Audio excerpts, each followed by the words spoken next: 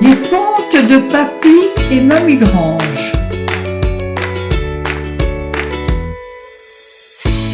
Texte écrit et lu par les résidents de la maison de retraite de Taninges.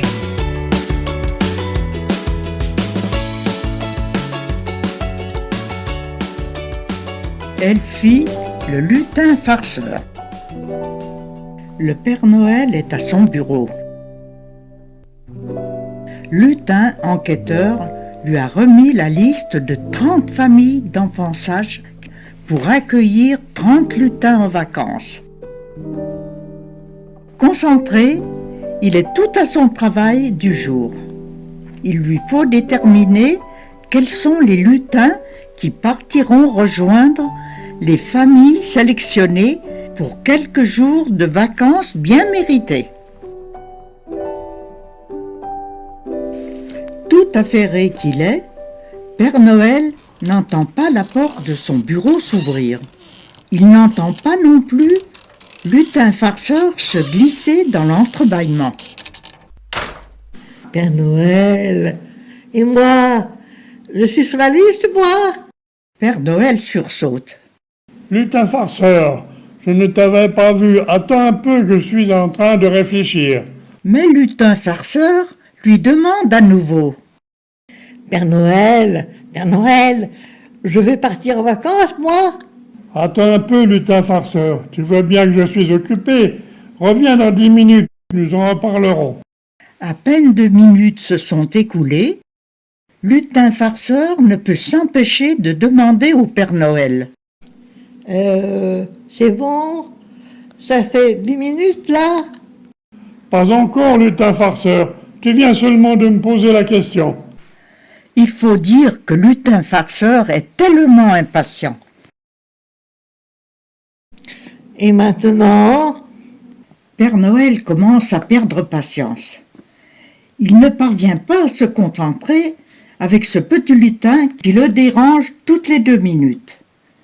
Pour avoir la paix, le Père Noël cède à la demande de ce lutin farceur. Mais oui, toi aussi tu vas aller en vacances, lutin farceur.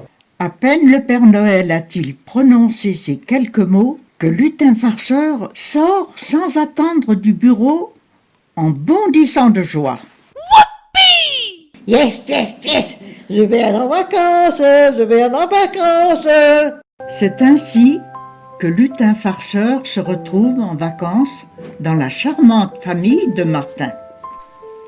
Martin est un petit garçon de 8 ans qui habite une maison de campagne près de Taninges.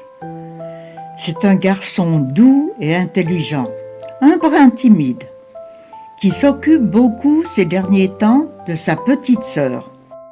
En effet, Émilie, tout juste âgée de 4 ans, a attrapé dernièrement la varicelle. La pauvre petite est fatiguée et une multitude de boutons rouges parsèment son joli minois. Martin est aux petits soins pour Émilie. Il lui fait des câlins, il raconte des histoires, lui cuisine de délicieux coquilles aux pépites de chocolat. Un jour, alors que Martin est occupé à jouer à un jeu avec sa petite sœur, quelqu'un frappe à la porte. Martin, mon cœur, tu peux aller ouvrir, s'il te plaît? Tout de suite, maman. Martin ouvre la porte et tombe nez à nez avec le facteur. Ce dernier tient dans les bras un gros paquet enveloppé dans du paquet cadeau. Martin le récupère, remercie poliment le facteur et referme la porte. Maman, le facteur a apporté un gros paquet cadeau. Ah, tiens, tu peux l'ouvrir avec ta sœur si tu veux. Martin et Émilie ne se le font pas dire 2 fois. Ils déchouillent avec enthousiasme le paquet, pressés de découvrir ce qu'il contient. Quelle ne fut pas leur surprise de découvrir à l'intérieur un petit lutin tout charmant, tout mignon, vêtu de rouge et de blanc, et une lettre signée du Père Noël. Cher Martin, chère Émilie, je suis très heureux de vous annoncer que vous avez été choisi pour accueillir un de nos lutins pour quelques jours de vacances bien méritées. Je compte sur vous pour lui faire bon accueil, lui trouver un coin tranquille où il pourra se reposer après ces quelques mois très chargés, passés à préparer les cadeaux des enfants du monde entier. Et lors de ma tournée, la nuit de Noël, je viendrai le rechercher car j'ai encore beaucoup besoin de lui. Attention, je préfère vous prévenir, Elfie, car tel est le prénom de ce lutin, un brin farceur. Il a pour fâcheuse manie de faire quelques bêtises, mais vous verrez, il est très attachant. Veillez bien sur lui, les enfants. À bientôt. Signé le Père Noël. Maman, maman, c'est le Père Noël. Il nous a confié un lutin, Elfie, pour quelques jours de vacances. Trop bien! Émilie, encore éprouvée par la varicelle, regarde avec attention Martin s'affairer à installer Elfie près de la cheminée. Tiens, Elfie, voici un petit panier. Tu seras bien, tu verras. Et voici une couverture verte à pois rouges qui rappelle Noël. Avec ça, tu auras bien chaud. Au fil des jours, Martin, sa sœur et ses parents s'aperçoivent très vite que le Père Noël n'a pas menti. Elfie est un petit lutin trop mignon, mais s'il dort la journée, la nuit c'est une autre histoire. Entre les meubles déménagés, les chocolats grignotés, les gribouillages sur les paquets de céréales et les jouets dérobés, le séjour d'Elfie n'est pas de tout repos.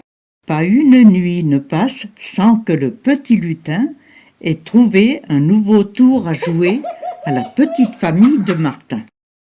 Le 22 décembre au matin, Martin est encore au lit, quand il entend tout à coup. Nom d'une pipe, qu'est-ce que c'est que ça? Qu'est-ce qui nous a encore fait celui-là? Intrigué, Martin saute du lit et rejoint son papa dans le salon. Le spectacle est étonnant. Elfie est étalée au milieu de tas de feuilles gribouillées de rouge et roulées en boule. Au milieu de ces feuilles et de ces feutres, il a les mains et le visage couverts de taches d'encre. La maman de Martin, alertée par les cris de son mari, arrive elle aussi avec Émilie dans les bras. Elfie, qu'est-ce que tu as fait là? Tu vois la bonne pour une bonne douche. Qui dirait le Père Noël si tu voyais dans cet état-là? Martin accompagne son papa dans la salle de bain. Elfie est déshabillée. Mais, oh surprise, Martin n'en revient pas. Ce ne sont pas uniquement ses mains et son visage qui sont recouverts de taches rouges, mais son corps tout entier. Martin et son papa ont beau savonner et frotter le petit corps du lutin, mais rien n'y fait. Les taches ne partent plus. Et à regarder de plus près, on dirait des boutons. Mais on dirait que ce sont des boutons de varicelle. Pauvre Elfie. Il a fini par attraper la varicelle d'Émilie. Eh oui, le petit lutin n'est décidément pas près d'oublier son séjour dans la famille de Martin. Et vous, avez-vous déjà vu un lutin tacheté? Pour le Père Noël, en tout cas, c'est une première. Quelle ne fut pas sa surprise quand il a découvert le petit Elfie au moment de son passage la nuit de Noël. De retour au pôle Nord, les boutons rouges du petit lutin sont l'attraction de tous ses copains, qui se gardent d'approcher de trop près le petit malade, de peur d'être contaminé à leur tour.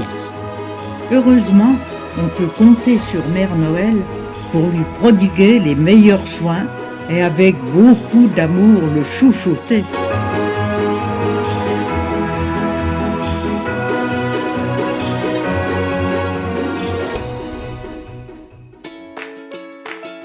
On se retrouve très bientôt pour une nouvelle histoire de Papy et Mamie Grange.